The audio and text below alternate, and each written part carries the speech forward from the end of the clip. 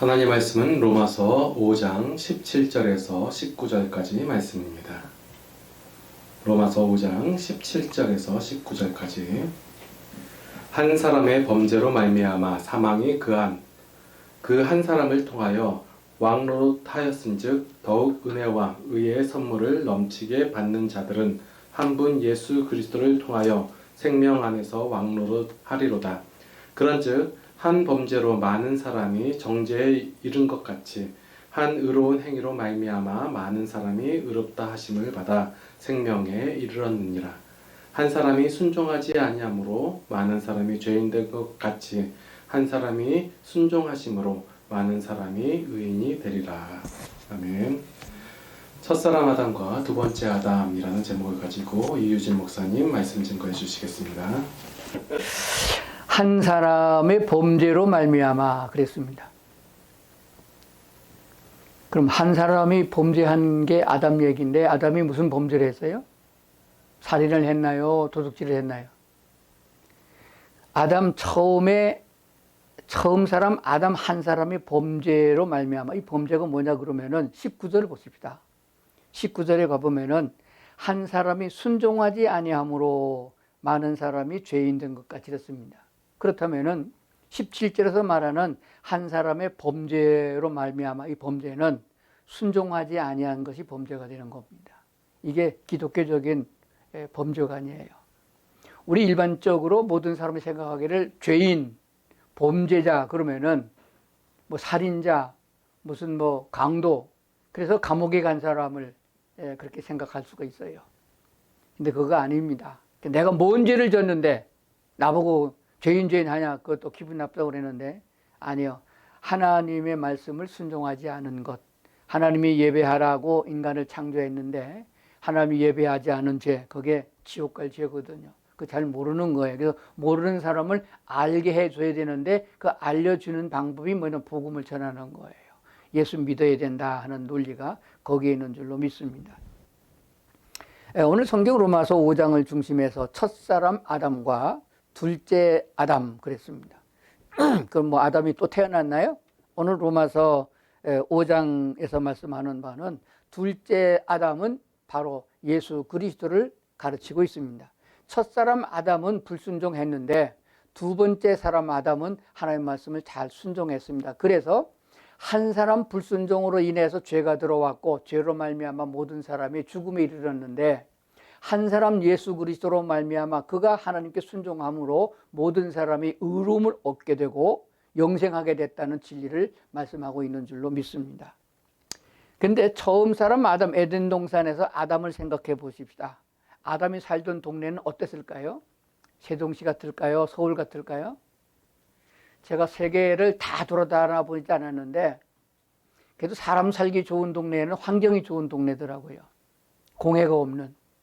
근데 지금 우리나라나 뭐 옆에 나라 일본이나 중국이나 공해로 찌들려 가지고 이거 살 맛이 안 납니다. 근데 에덴 동산은 공해가 첫째 없고 악이 없습니다. 그럴 뿐만 아니라 에덴 동산에는 죽음도 없었고 그때는 범죄도 없었고 그야말로 낙원이었습니다. 그런데 그것이 바로 하나님께서 아담에게 주어진 말씀이 있어요. 여호와 하나님을 잘 섬기고 그 섬긴다는 그 기준이 뭐냐 그러면 하나님의 말씀을 순종하고 있다는 기준이 뭐냐 그러면 에덴 동산 중앙에 있는 선악과라는 나무예요. 열매예요. 그거 먹으면은 말씀 안 들은 거고 안 먹으면 말씀 잘 들은 게 되는 거예요. 근데 순종치 않았거든요. 왜 순종치 않았느냐 하면은 보통 생각하기를 사탄이 마귀가 유혹해서 그랬다. 유혹이 넘어서 그랬다. 저도 학생 시절에 전도사님 많이 괴롭힌 게 이거예요. 아니 하나님이 마귀를 사탄을 안 만들어 놨으면은 유혹에 안 넘어갈 거고 유혹에 안 넘어갔으면 저는 아까 안 먹었고 안 먹었으면 안 죽었잖냐고 안 죽었으면 예수님 십자가에 안 내놔도 되는데 왜 그 속을 새겠냐고 하나님이 잘못한 거라고 그랬는데 그게 아니에요. 제가 크고 이렇게 성장해보고 은혜를 받고 보니까 선악과는 꼭 있어야겠더라고요. 왜냐하면 그게 기준치가 된 것입니다. 그 좋은 환경에서도 그런 좋은 환경에서도 하나님 말씀을 순종치 않은 것은 마귀가 유혹해서, 사탄이 유혹해서 그런 게 아니고 아담과 하와가 하나님께 대한 믿음이 확고하지 않았기 때문에 그래요. 그러니까 이 말씀을 잘 들으셔야 됩니다. 그래서 결과적으로 넘어갔어요. 그러면 두 번째 사람 아담, 예수님을 보십시다. 예수님이 탄생했을 적에 예수님 환경이 좋았나요? 나라가 없었어요. 나라를 빼앗겼어요. 로마의 압제하에 태어났거든요. 그래가지고 그의 명령을 거역할 수 없어서, 요즘 우리나라도 그렇잖아요. 국가의 명령을 거역할 수 없어서 마스크 쓰고 다녀야 되고, 또 코로나 때문이라고 하지만 그건 하나의 핑계고, 이런 역사가 있습니다. 그래도 어떻게 순종해야 되잖아요. 국가의 명령도 명령이니까. 그래서 예수를 낳은 요셉과 그 어머니 마리아가 고향 땅으로 호적을 하러 가다가 아기를 낳게 돼가지고 한 주막에 들렸는데, 이미 먼저 간 사람들이 주막집 다 차지하고, 그래서 마구간 하나 얻어서 그 애기 태어났단 말이에요. 그게 예수예요. 그럼 예수님은 태어날 때부터 운명적으로 아주 불행한 환경에서 태어났습니다. 그런데 헤로데 왕이 그 예수를 또 잡아 죽이려고 군사를 풀었습니다. 그래서 2살 밑으로 아기를 다 죽이는 상황에서도 하나님은 그리스도 예수를 이 땅에 보낼 목적이 있기 때문에 거기서 살려주셨잖아요.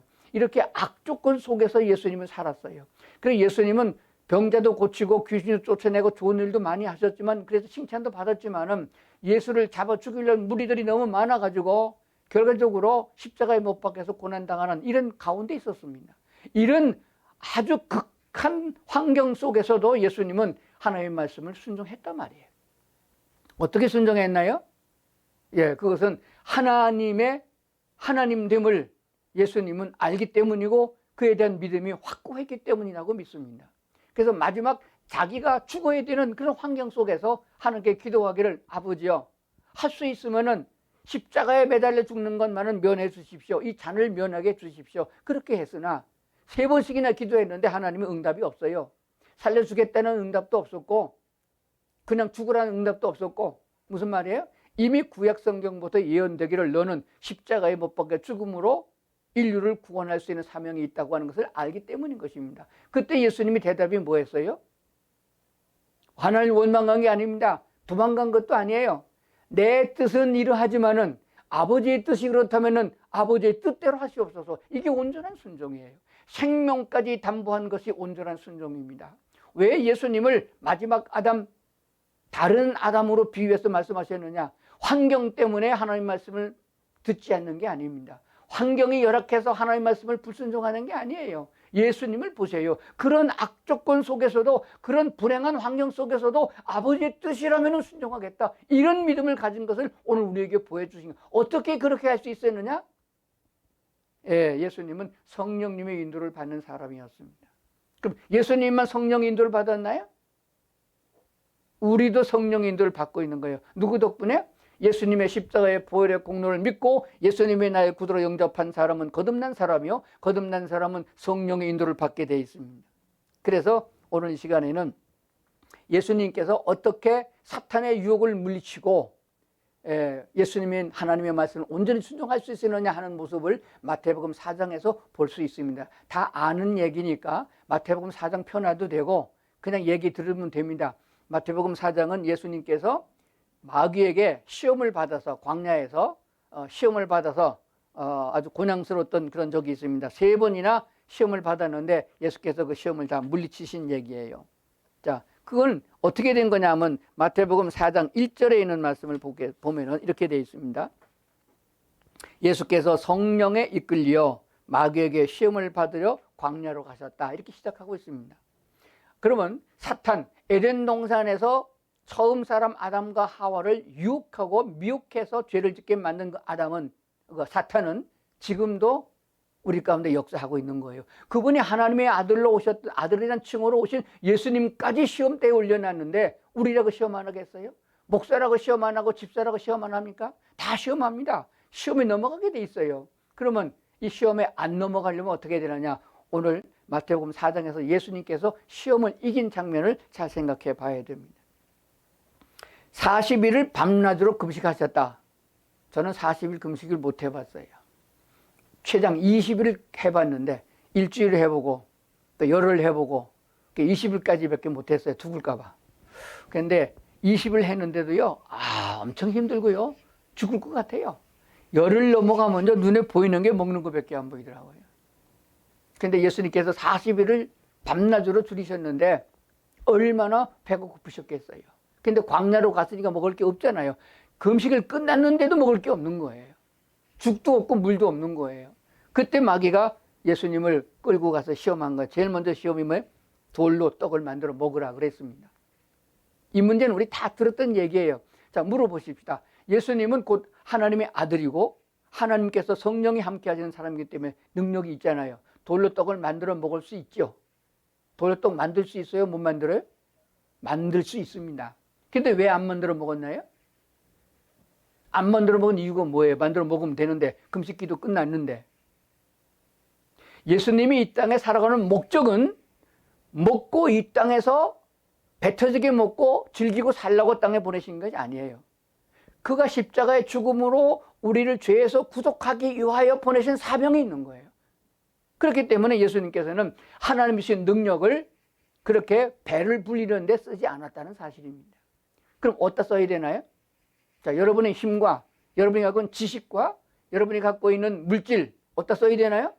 내가 먹고 내가 잘 먹고 그다음에 좋은 집 사고 또 여행 다니고 그렇게 인생을 마감해야 되는 겁니까?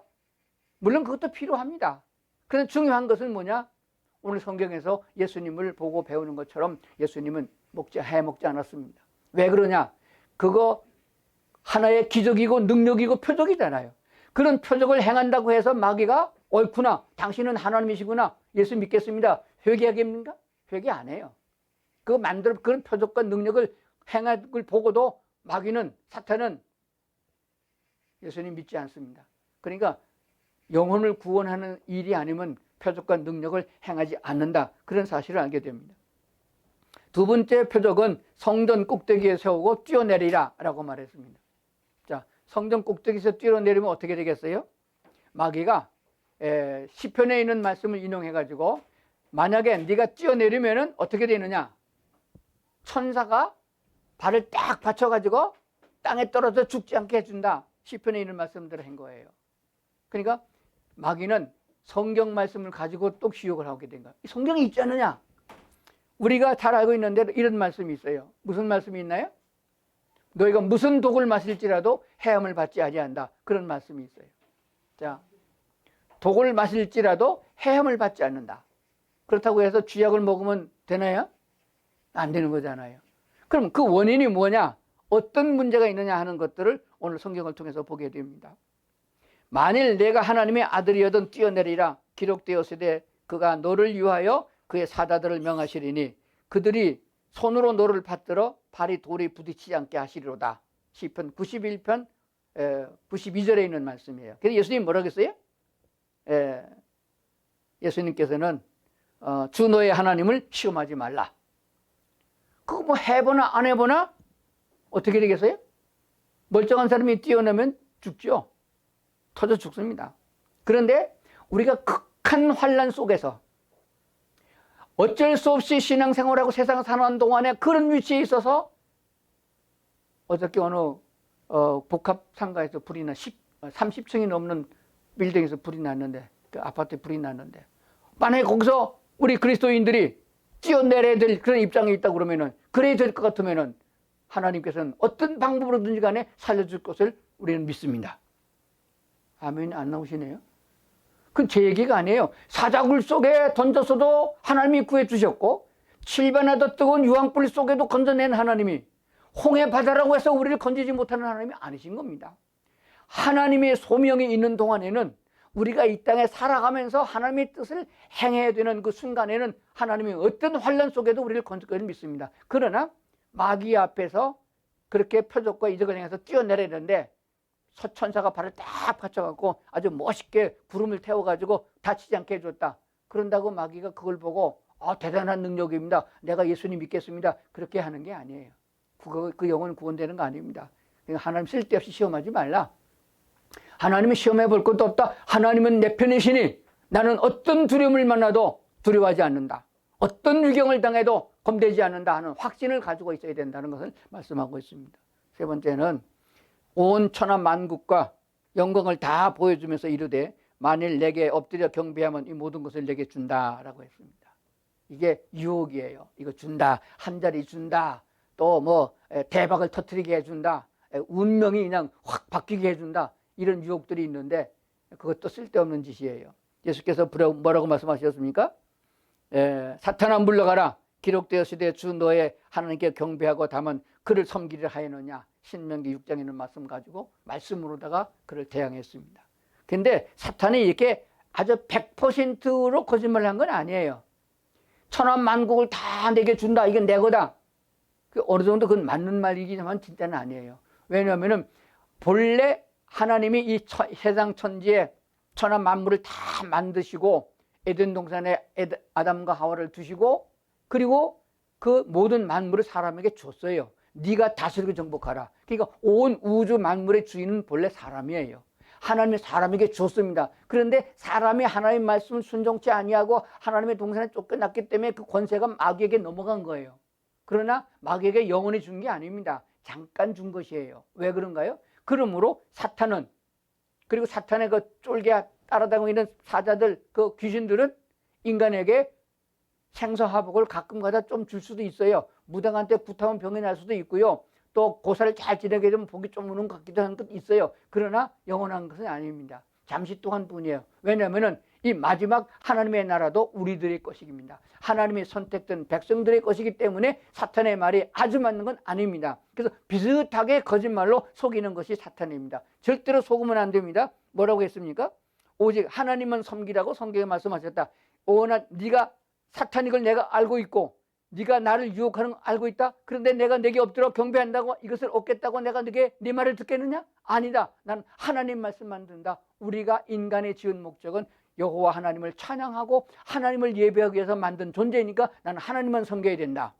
이미 이사야서를 통해서 말씀하기를 인간을, 이 백성을 지은 것은 나의 찬송을 부르게 하려 함이라고 말씀해 주신 걸 알고 있기 때문에 그렇습니다. 그러므로 우리 성도들은 내가 어떻게 예수님의 이름으로 구원을 받았으며 그래서 내 안에 성령이 역사하셔서 성령이 나를 이끌고 있다는 사실을 믿는다면 말씀을 먼저 떠올려야 됩니다. 어떤 상황을 만났을 적에 유혹을 받을 만할 때 꼭 넘어갈 만한 그런 조건이 됐을 적에 그 사람의 말을 사탄이 역사할지도 모르니까 그 말에 귀를 기울이는 것보다 하나님의 말씀을 다시 한번 되새기면서 말씀이 어떠하라고 그랬냐. 하나님이 나로 하여금 예수 믿고 구원받게 하신 것은 여호와 하나님을 경외하라고 나를 부르신 것이니 나는 여호와 하나님만 섬기겠다. 우상 숭배하지 않겠다.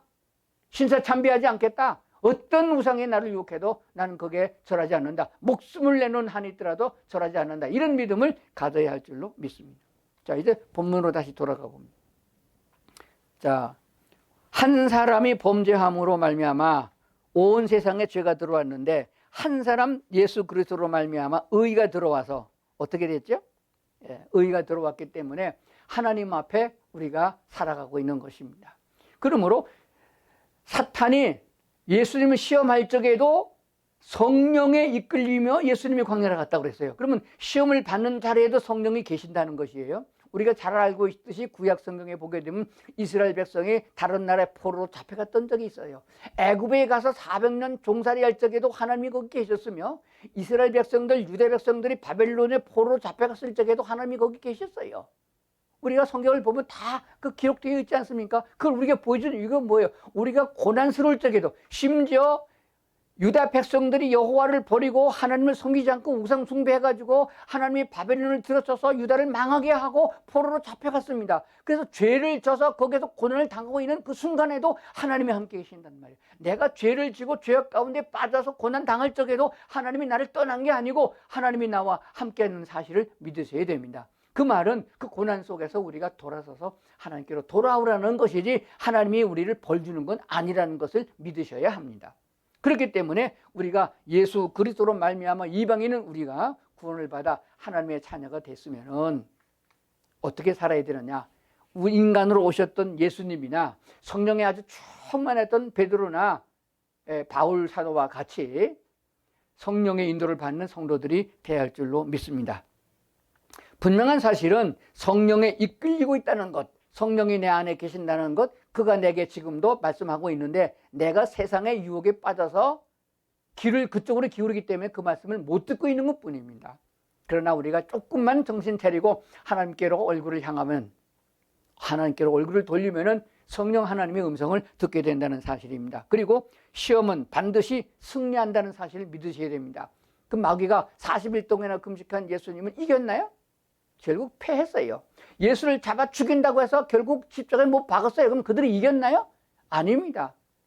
부활하신 예수님이, 사망 권세까지 이기신 예수님이 승리하신 줄로 믿습니다. 그렇기 때문에 오늘날 우리 성도들이 당하는 이 고난도 결국 고난이 아니고 어려움이 아닙니다. 능히 감당해 나갈 만합니다. 이 세상은 우리가 반드시 통과해야 될 만한 과정이에요. 왜 그렇습니까? 천국에 가서 살아야 될 시민이기 때문에 그렇거든요. 우리나라에 군인 제도가 있습니다. 아직도 우리가 전쟁 휴전 상태이기 때문에 군인들이 있어요. 군에서 별을 달라고 그러면은 반드시 전방 근무를 해야 된다는 규칙이 있어요. 전방에가 근무를 해야 됩니다. 의사가 되려고 그러면은 저 먼 데 가서 낙도나 시골이나 가서 그런 데 가서 실습을 해야 개업 의사가 될 수 있는 자격도 줍니다. 그 왜 그러냐? 그걸 모르면은 그 일들을 감당할 수 없기 때문에 그래요. 그렇다면 천국에서 살아야 되는 성도들, 천국은 에덴 동산보다 환경은 더 좋다고 그러죠. 저도 안 가봐서 모르겠는데, 거기 내가 한번 미리 가봤더라면은 이 세상에 안 살고 세종도 이렇게 안 오고 벌써 갔을 것 같아요. 그래서 하나님께서 할 일이 있다고 해서 그냥 세상에 두셨으니까 그 이유가 있다고 믿고 하나님 오라 그러면 할렐루야가 가겠지만은 뭐 미리 자원해서 가지는 않습니다. 자, 그러면은 에덴 동산의 그 좋은 환경에서도 사탄이 유혹하니까 시험에 넘어갔단 말이에요. 그럼 어떻게 해야 돼요? 하나님이 세상이란 걸 두셔서 사탄이 계속해서 우리를 미혹하고 넘어뜨리고 올무를 놓고 함정을 파고 그래가지고 우리를 시험해 보는 거예요. 그걸 넉넉하게 이기고 하나님 만나야 하나님입니다 라고 하는 믿음이 되면은 하늘나라까지 갖다 놔도 걱정이 없는, 그때는 뭐 에덴 동산의 마귀가 12마리가 와도 안 넘어가니까. 그러니까 이 세상이 꼭 필요한 거예요. 얼마나 좋은지 모르겠습니다. 그래서 안 태어난 게 좋은 게 아니고 태어난 게 잘한 겁니다. 차라리 태어나서 마귀 줄지 끌려가지고 세상 향락에 취해 있다가 지옥 가면 그건 더 안 좋지만은 승리하는 사람은 에덴 동산의 아담과 하와보다 훨씬 더 영광된 자리에 축복과 의뢰를 받을 줄로 믿습니다. 그러니까 시험은 꼭 있어야 되는 거예요. 왜 있어야 됩니까? 시험을 봐야 승진하는 것이고 시험을 봐야 대학도 가고 그런 거잖아요. 백으로 들어가면 그 인간 가치가 없는 거예요.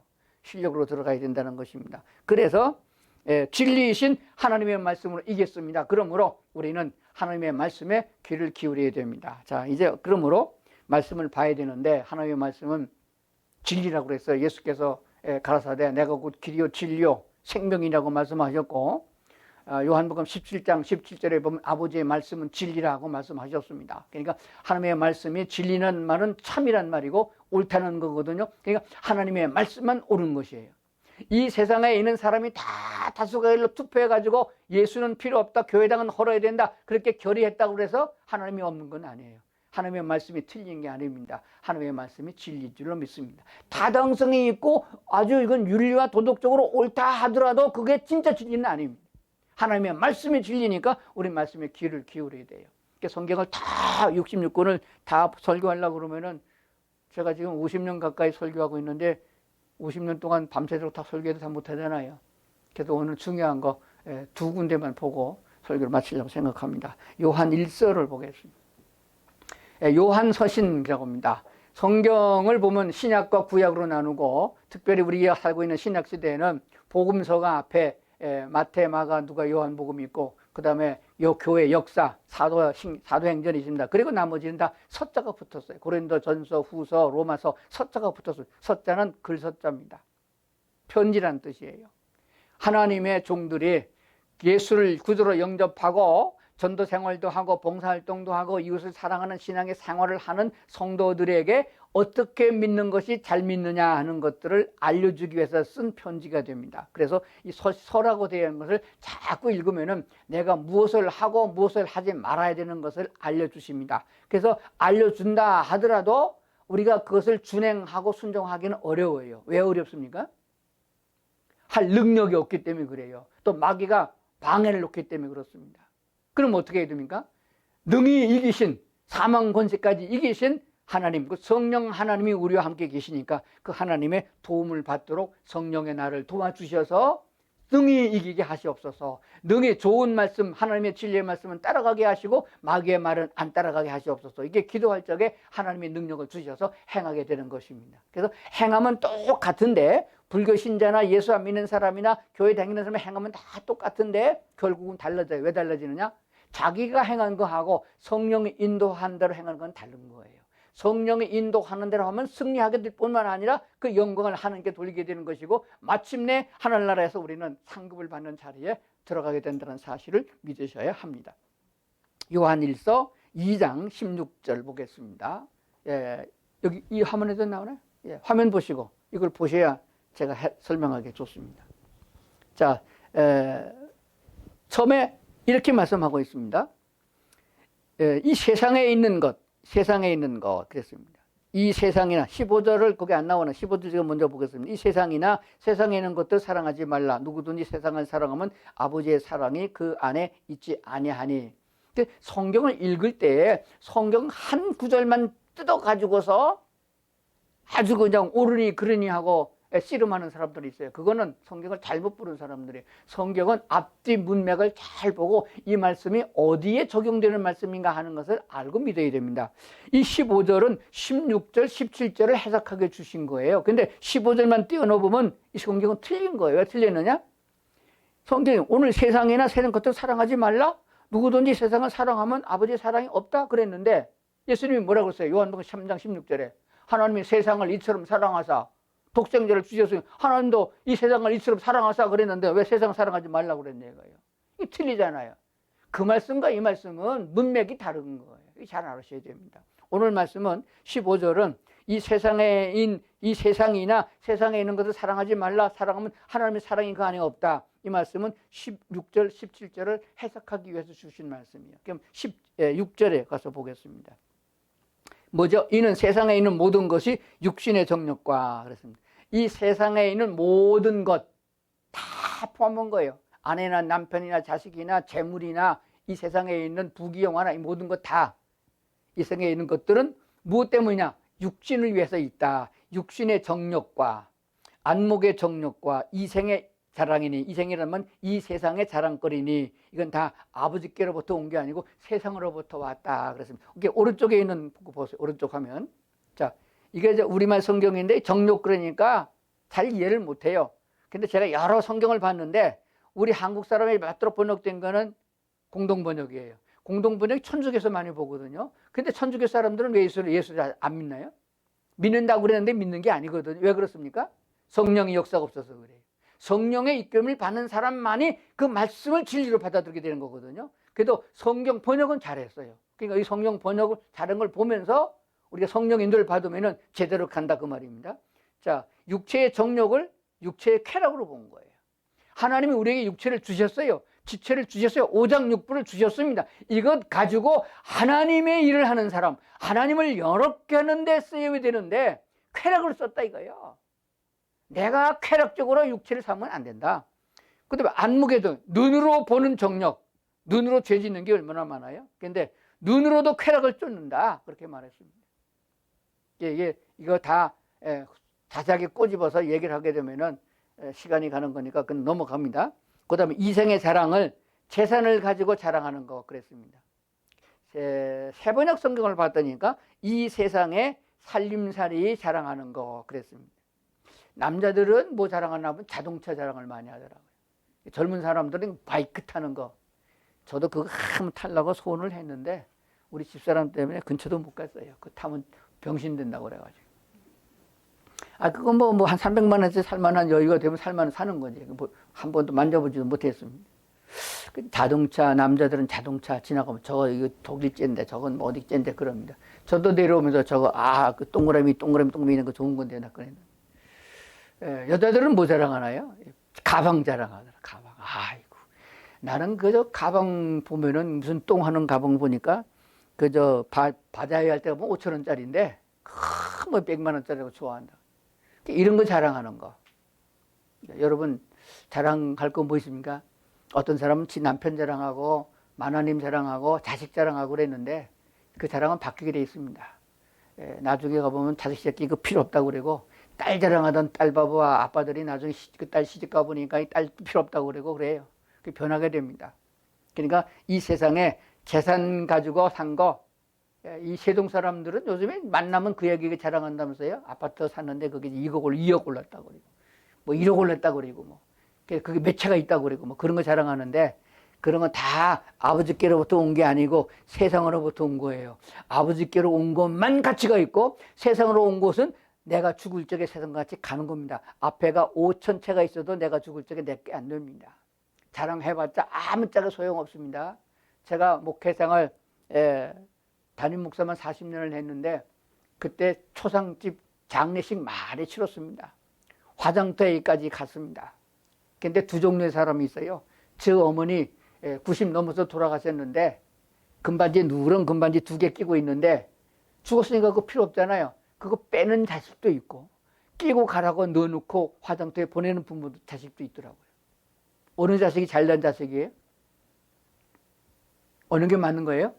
화장터에 자기 어머니 집어넣을 적에 그거 손가락에 끼어있는 금반지 그거 빼야 돼요? 그냥 놔둬야 돼요?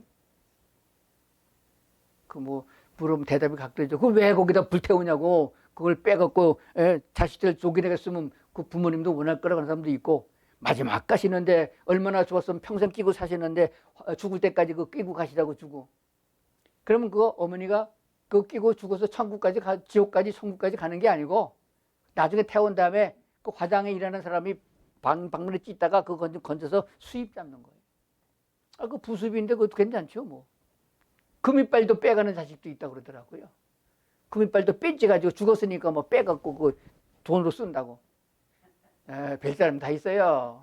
그러나 저러나 금이빨을 했건 사파이어를 했건 반지를 꼈건 그거 죽으면 다 내 게 아닙니다. 세상으로 온 거는 다 끝나고 없어지는 거예요. 누가 갔든 누가 먹든지 없어지는 겁니다. 그러니까 아버지께로부터 온 게 아니고 세상으로 온 것, 육신의 쾌락, 눈의 쾌락, 재산의 증식, 이런 것 다 쓸데없다. 이렇게 성경은 말씀하고 있습니다. 그러니까 말씀이 진리고 말씀이 옳으니까 거기에 치중하지 말라. 그럼 어떻게 해야 되는 것입니까? 어떻게 해야 되는 것이에요? 자, 한 군데 더 보겠습니다. 다음에는 고린도후서 4장에 있는 말씀만 보겠습니다. 자, 화면에 나올 테니까 고린도후서 4장에 있는 말씀을 보겠습니다. 자, 우리가 어디에다가 눈길을 둬야 되느냐 하는 것입니다. 오늘 여기 세동누님께 성도님들 부부들 이렇게 오셨는데, 부부가 둘이 이렇게 가다가 옆에 잘 생기고 잘 빠진 처녀 하나가 지나는데 미니스커트를 짧게 입으셨어요. 그럼 남자의 눈길은 어디로 가요? 물어볼까요? 남자의 눈길은 그 여자한테 가고, 하나님의 눈길은 남편 눈을 본다니까. 저 남자 어디 보나 그거 본대요. 눈길을 어디 두냐에 따라서 그리스도인이냐 아닌가 하는 것을 지금 고린도후서 4장이 말씀하고 있습니다. 자, 4장, 고린도후서 4장. 우리가 주목하는 것은 보이는 것이 아니요 보이지 않는 것이니, 보이는 것은 잠깐이요 보이지 않는 것은 영원합니다. 그랬습니다. 자, 그걸 화면에 보면은 우리가 주목하는 거 겠습니다. 주목. 옛날에 제가 초등학교 다닐 때 듣던 얘기예요. 선생님께 주목! 그러면 선생님 보라는 얘기예요. 그냥 이게 한문이잖아요. 근데 공동번역에 보니까 우리는 보이는 것에 눈길을 돌리지 않고, 그 말이에요. 눈길을 돌리지 말라. 대개 남자들 이렇게 가다가 보면은 술집에 눈길이 가고, 그 야한 데 눈길을 돌리고, 어떻게 하면은 돈에 눈길이 가느냐. 요새 유튜브를 보다 보면은 별별 게 다 뜹니다. 제 설교 들으려고 들어왔다 보면 그 밑에 그런 게 떠요. 아주 그냥 하루아침에 자고 나면은 5천만 원 버는 그런 제목이 딱 떠요. 눈길이 가잖아요. 5천만 원 그냥 본다니까. 그러니까 주식하는 거예요. 그런 게 떠요. 그리고 또는 뭐 술집 광고도 나오고, 뭐 아직 뭐 다른 종파에 대한 것도 막 나오고 그럽니다. 우리의 눈길을 사로잡는 것도 세상에 얼마나 많은지 몰라요. 특히 여자분들은 계절이 바뀔 때마다 옷에 대한 눈길이 갈 수도 있습니다. 좋죠. 필요하죠. 그러나 분명한 사실은 우리는 보이는 것에 눈길을 돌려서는 안 된다. 보이지 않는 것에 눈길을 돌려야 된다. 보이는 것은 잠깐이고 보이지 않는 것은 영원합니다. 보이지 않는 것은 뭡니까? 하늘나라가 안 보입니다. 하늘나라에 소망을 둬야 된다 하는 사실이에요. 오늘 예배 마치고 집에 돌아가시면 고린도후서 4장 18절 말씀을 세번역으로 쓰든 공동 번역으로 쓰든 헬라 제격 성경으로 쓰든 하여간 여러분 성경을 친필로 한번 잘 붓글씨로 쓰든 써가지고 화장대 앞에나 집안에 어디 붙여놓으세요. 그리고 이 성경구도 일주일 내내 암송하는 것. 일단 붙여놓고 눈이 봐야 암송하게 되는 것입니다. 자, 우리가 주목하는 것은, 우리가 보는 것은 보이는 것이 아니요 보이지 않는 것이니 보이는 것은 잠깐이요 보이지 않는 것은 영원함이라 라고 말씀하셨습니다. 자, 거기에 아울러서 베드로전서 1장을 한번 찾아보겠습니다. 베드로전서 1장 23절에는 이렇게 기록하고 있습니다. 너희가 거듭난 것은 썩어질 씨로 된 것이 아니라 이렇게 말씀하시고, 이어서 24절 25절을 보겠습니다. 이건 화면에 안 나오니까 성경책을 찾으셔야 됩니다. 베드로전서 1장 24절. 그러므로 모든 육체는 풀과 같고 그 모든 영광은 풀의 꽃과 같으니 풀은 마르고 꽃은 떨어지되 오직 주의 말씀은 세세토록 있도다 하였으니 너에게 전한 복음이 곧 이 말씀이니라. 따라합시다. 너희에게 전한 복음이 곧 이 말씀이니라. 영원히 시들지 아니하는 것 하나님의 말씀이라고 말씀하셨습니다. 이 말씀은 이미 이사야서 40장에 예언된 말씀이에요. 이미 말씀하신 것을 베드로 사도가 다시 이용한 것입니다. 모든 육체나 육체에 걸치고 있는 것, 육체가 필요해서 소유했던 그 모든 것들은, 그 모든 영광은 풀의 꽃과 같으니 풀은 마르고 꽃은 떨어지되 주의 말씀은 세세토록 있다고 했으니 무엇을 따라갈 것인가? 하늘의 나라가 확실하지 않은 사람, 천국의 소망 중에 보이지 않는 사람은 여전히 교회는 다녀도 세속화되어 있는 사람과 똑같이 우리의 신경이, 우리의 눈길이 세상에 가 있다는 것을 알게 되어집니다. 하나님이 주신 것을 가지고 어떻게 하면은 주님의 뜻대로 쓸까? 주님이 가란 길을 내가 걸어갈 수 있을까? 복음을 전하는 전도에 사용할 수 있을까로 생각해보는 성도들이 되어야 된다고 믿습니다. 자, 우리는 오늘 말씀을 다시 한번 정리를 해봅니다. 첫 번째 사람 아담은 실패했습니다. 두 번째 아담은 성공했습니다. 성공의 비결이 뭔가요? 환경이 아닙니다. 돈이 아닙니다. 이웃 사람 때문이 아닙니다. 조상을 잘못 만난 것도 아닙니다. 성공한 이유는, 실패한 이유는 하나님께 대한, 하나님의 말씀에 대한 확고한 신념이 없었습니다. 하나님이 말씀하셨으면 그게 진리예요.